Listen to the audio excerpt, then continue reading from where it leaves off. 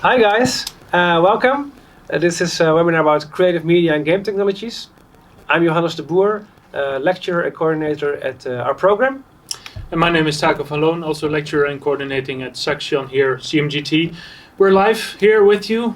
Welcome. If you have any questions during the session, please answer the chat.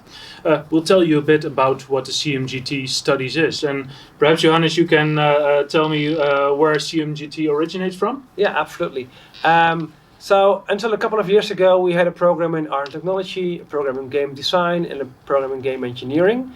It worked quite well, but we wanted to improve it, so we actually put them all on one big heap. And now we have a brand new program called CMGT. Yeah, new program, 3 different roles within one program. Might sound a bit strange. We have an engineering role, which is basically focused on the programming. We have an art role, which is focused on creating of the assets and the looks. And we also have the design role. And the design role is technically the part where you do the storytelling, the user experience, and all the things where the interactive media evolves around. Yeah. So before we go in any more detail of these roles and what the program is, we want to show you a showreel that we made from work of all our students in the last 2 years, and it should give you a good impression on what you will be doing here at CMGT at Saxion. So let's have a look. Welcome to the system.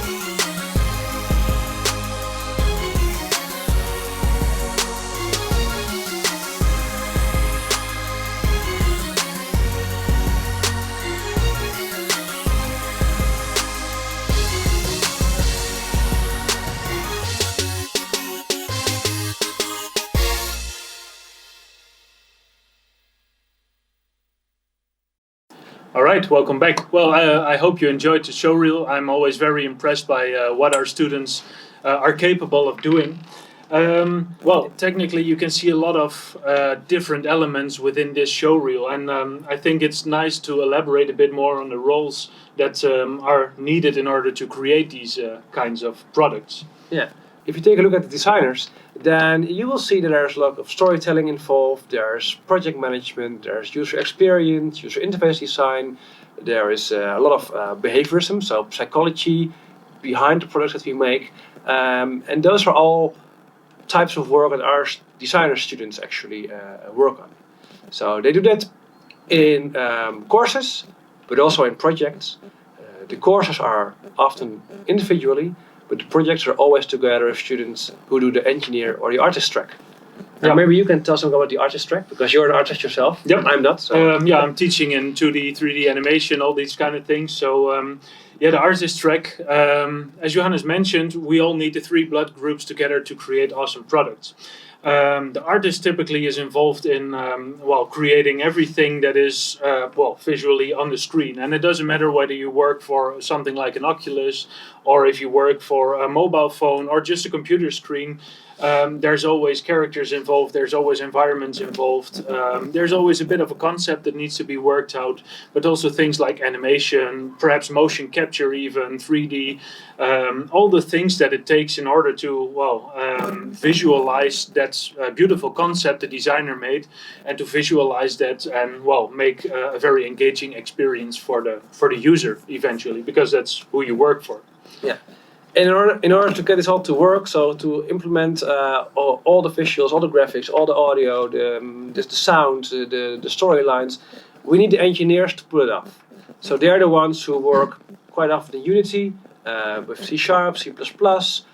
They think about the architecture, they think about the platform that's going to be the platform to either play the game or to run the website or to do the animation.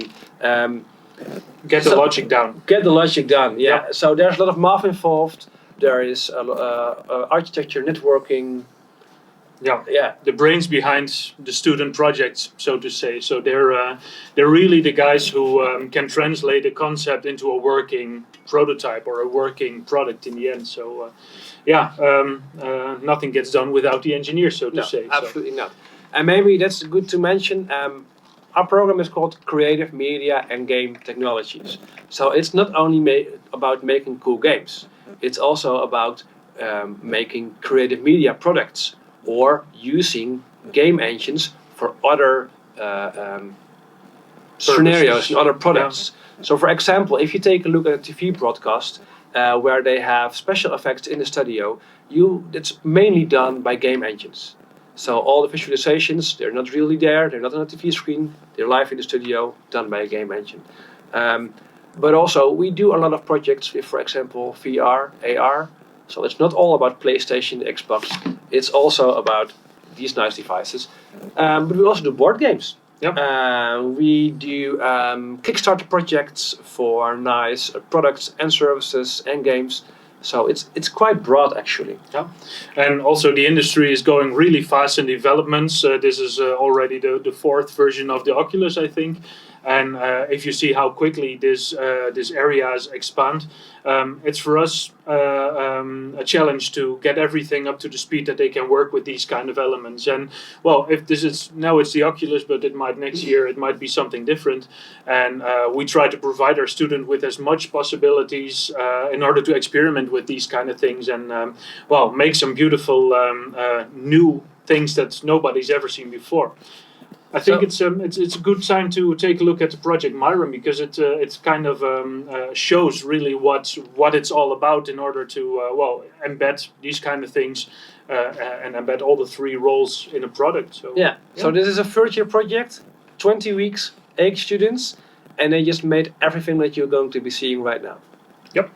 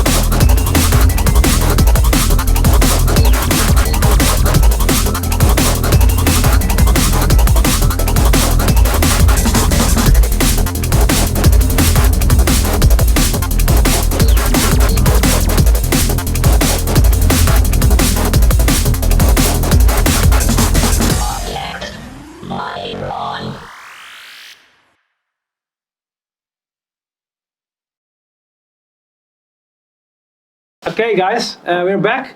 So, hey, Taco, yes. What? Oh, sorry. You're Hi. back, we're back. Okay.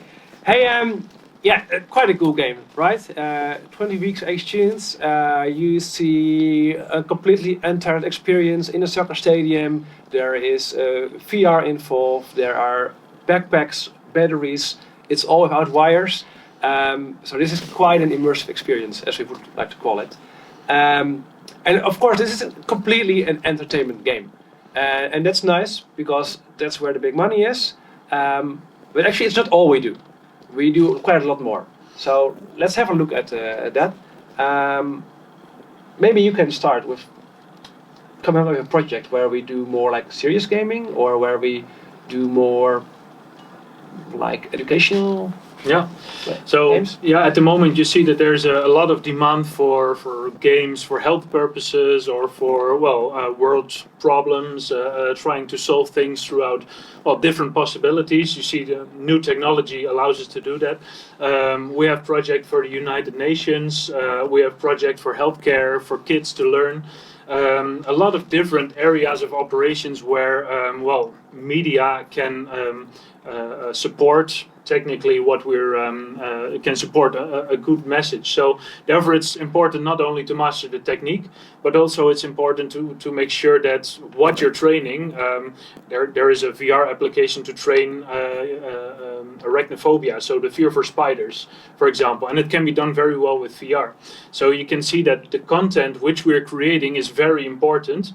And that the layer on top is the media that surrounds it, so to say. So yeah, it's you can see that we're doing a lot of different possibilities, different applications. We work together with the UN, we work together with healthcare, with a lot of different kind of areas of operations where media can support the message, support training, support people in order to train things, to learn things, to explore things, to do more than just entertainment. Yeah. So last year we did a project where we wanted to make children aware of renewable energies. So the renewable energies is one of the sustainable development goals of the United Nations. And this was a project that our students worked on for around 10 weeks, and then they had to present it live in a museum nearby, and let actually children play their game. So yeah, let's have a look at this one, and then we're back for the last take and tell you something about your career aspects.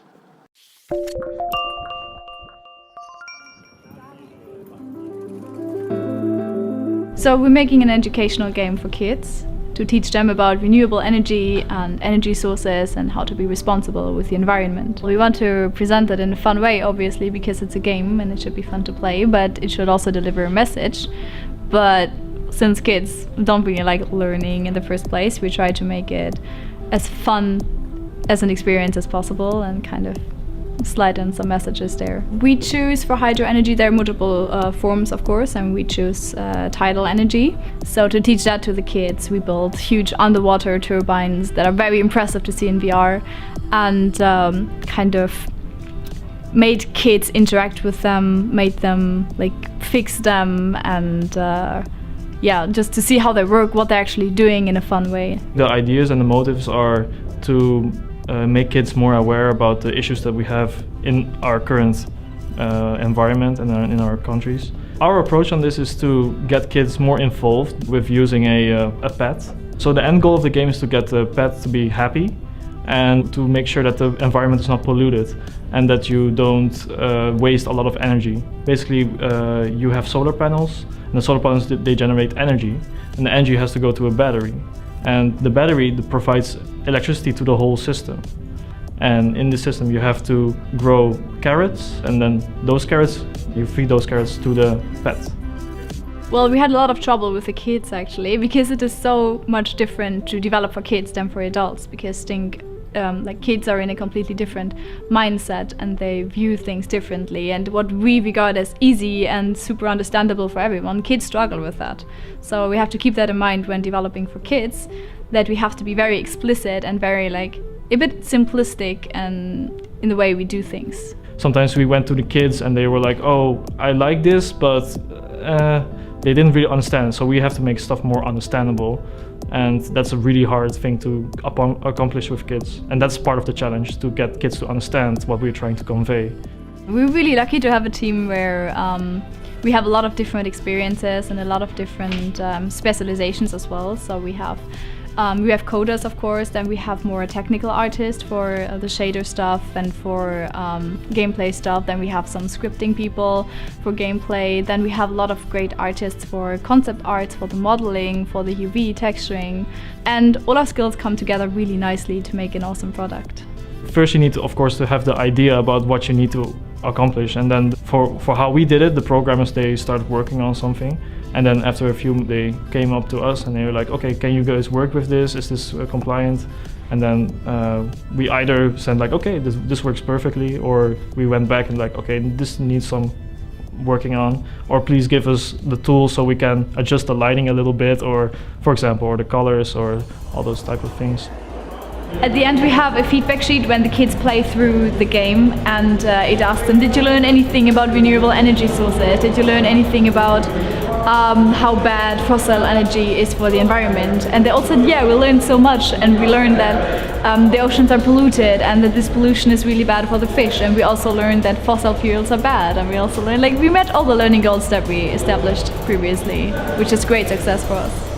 People were actually really positive about it. They really liked the bunny, they liked what it looked like, they liked to interact with it, to feed the carrots and all that type of stuff. Yeah, it was really nice to see, yeah. And it was actually really fun to also think about, in the perspective of kids, how they can learn in an interactive way. And so thinking in that sense really was a change of perspective for me. So yeah, it was really positive.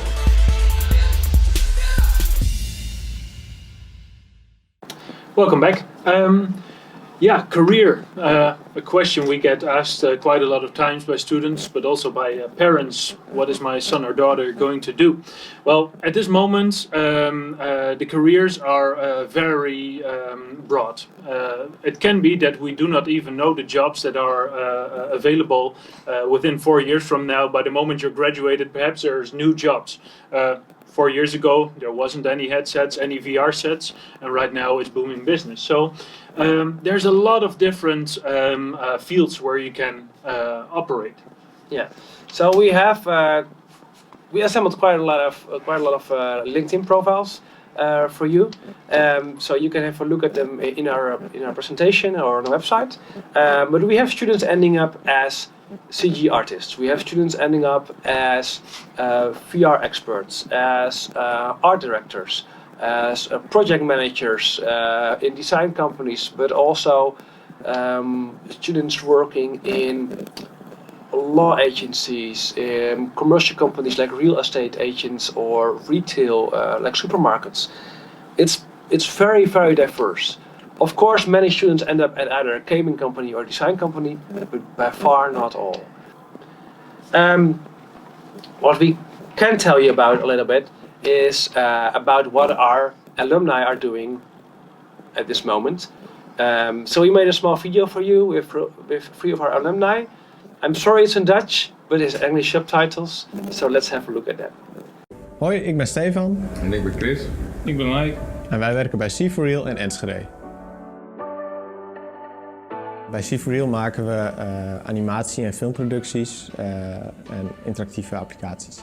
Als 3D-designer ben ik vooral bezig om werelden te bouwen en te animeren vooral. Dus we hebben 3D-modellen en dan zorg je dat je dat uitlicht en dat dat beweegt op een manier waardoor je duidelijk maakt bijvoorbeeld hoe het werkt of waar een probleem zit. En dan maken we daar één verhaal van dat het verhaal vertelt wat die klant wil laten zien over zijn product. Ja, dus we bouwen niet zozeer 3D-modellen, maar we maken vooral een logisch verhaal met 3D-elementen.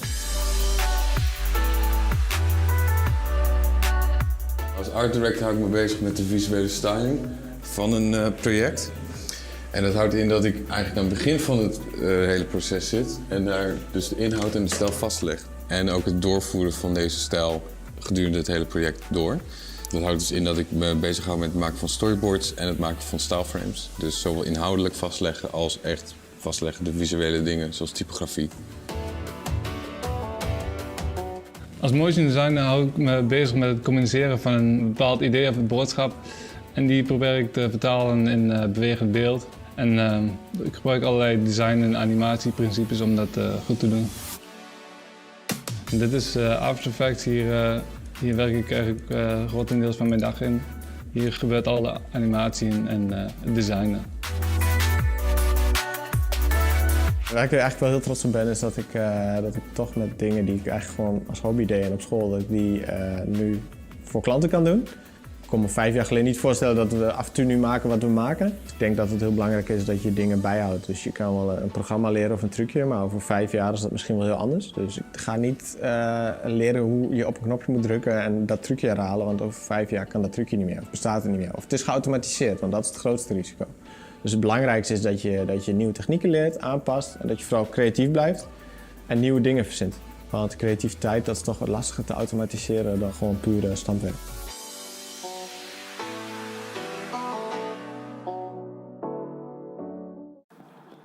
All right, so these are examples of the jobs that some of our alumni students have. But of course, there's a lot of different jobs out there. So it can be that you end up being a cameraman, or it can be that you end up coding a website or making concept art. But technically, we want to prepare you for the future. We want to give you a broader overview of what it takes in order to create creative media. Yeah, so it's not about learning the tricks, learning the tools, learning the software, because that will change in 1 year, and in 5 years, and in 10 years. So that's not only a solid foundation for your future career. We really want to make sure that you have the right attitude, the right skill set in order to be able to go along with all these changes and all these innovations that you will have in the remainder of 30, 40, 50 years that you will be working in this industry. So it's about having the right attitude, being able to work with the right people, with the professionals around you, and being prepared to do that. So what we do before you actually enter our program is to assess if you will have the ability to do this. So that's why we have an intake procedure. It starts with an online test and with some questionnaires, but after that we will ask you to show us your portfolio, to do a small online assignment, and to prepare for an intake interview either here at our university or via Skype. And maybe you can tell a little bit about how you can prepare for that intake. Yeah. Of course, we have the people who already know what they want to do, the engineers or the designers or the artists, and we have some people that are still searching. That's not a problem. You have the ability to switch later on in the first year even, but what is very important, you don't have to be a full-blown pro yet in order to get through the intake, because a lot of people think that the demands are really high, and we're not necessarily looking for the people who already are the best, but we're looking for the people who have the right motivation, who know what they will do. It's very important for yourself to find the right studies as soon as possible due to finances and governmental rules and stuff. So I think it's very important that you make the right choice, and if you really want to prepare well, make sure that you exercise, that you draw a bit, that you already program a small little game, explore a game engine like Unity 3D or any other engine that is available. So a lot of these tools are freely available online. You can try them out and see if you're motivated to do so. And if you're having a blast making this intake assignment and thinking, yeah, this is exactly what I would love to do, we will see that in your portfolio. And if this is something that you say, well, perhaps this is not my cup of tea, do reconsider. But I think it's very important to get going and to show what you have already been doing in order to show your motivation. And if you do that, a big part of the intake is already done, I would say. Yeah. So if you already know that you want to apply, just go to the website. You will find a PDF that explains you the details of the intake procedure and also gives you hints on what we think is important in order to prepare. If you don't know yet what you want to do, you can try joining an open day, a taster day, experience day, ask questions in the chat, or watch our YouTube channel, CMGT Saxion. We have a lot of videos from students and teachers available. We have some tutorials available, so really have a look at that, so that you know what's in it for you and what this program is all about. Because there's more than one CMGT program, there's more than one gaming program in the Netherlands, in Europe. We have a certain vision and philosophy, and we think it's a great program. But it's not for everyone. It makes sense. Yeah, Yeah. really. So yeah, we'll hope to see you in the intake. Yeah, Let's see. or join you in one of our fairs or experiences days. So I think that's it for today. Yep. Thank Yeah. you for joining, So and I hope to see you in our intake. yeah, so let's wrap up. It's like a cut. Good. I am studying this far from home because I like it here. I did some research on how Holland looks, and it was really interesting and inspiring as well. Our country doesn't provide this kind of education in the way they're giving the study to us, as well as game design is really interesting, and why not? It is a good idea to study abroad is because you meet a lot of different people as well as nationalities, and that's always an adventure. And it's really nice to know what other people do in their home countries as well. That's new acquaintances that you would love to have in your life. Why not? Opportunities I had this far are meeting a game programmer in the game jam, which was really interesting. He has his own company, and he was like, we like how you work. If you want in your third year, you can come for the, how do you call those, internships? As well as I met all my teachers, and they love working with me. I always ask questions. I'm not really shy, to be honest. And it's amazing. You meet all kinds of people in this study, and those people are going to be your co-workers in the future. Would I have the same experience if I was in my country? To be honest, no, I wouldn't, because people there are like very closed, kind of, and everybody is used to being solo, working on everything by themselves, and I don't believe in that. I believe working in teams as well, so no, definitely not. The cultural differences here weren't that big. There is a little bit, but you can get used to it really fast, and the moment you surround yourself with around Dutch people, you can see how accepting they are, and they help you a lot. I've learned a lot of words, and it's really nice to be able to speak the language, and after a year, I'm definitely going to try to speak it. My goal is, in this study, me passing everything as much as possible. Me, after graduating, going in a big company, gaming company, maybe League of Legends, World of Warcraft, something like that, adventure games, RPGs. And I want to be the lead artist if possible. If not, I'm going to strive for it.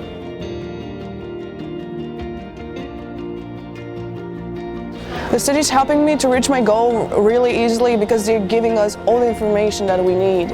We just need to sit down and start studying and doing everything that we're told, because they're giving us everything: 3D, 2D, animation, how to sell your product, presentations, which is kind of new for this study because it's a new study, but it's really good and really helpful.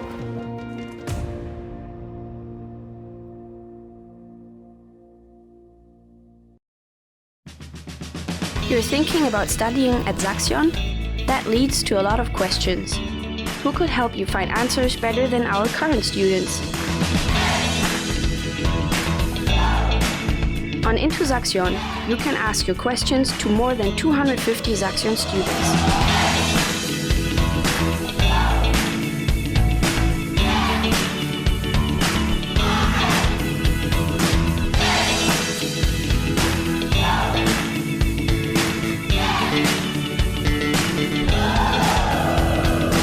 Saxion is an independent platform. Our ambassadors will give you a genuine answer to your questions.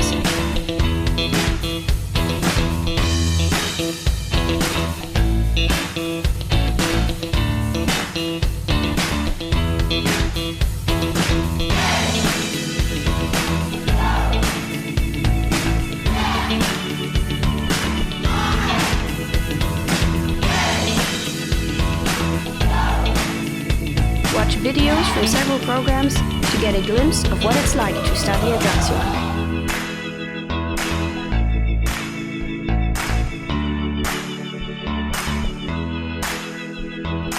So are you still unsure about your study choice, or do you have questions about one of our programs? Visit intosaxion.com.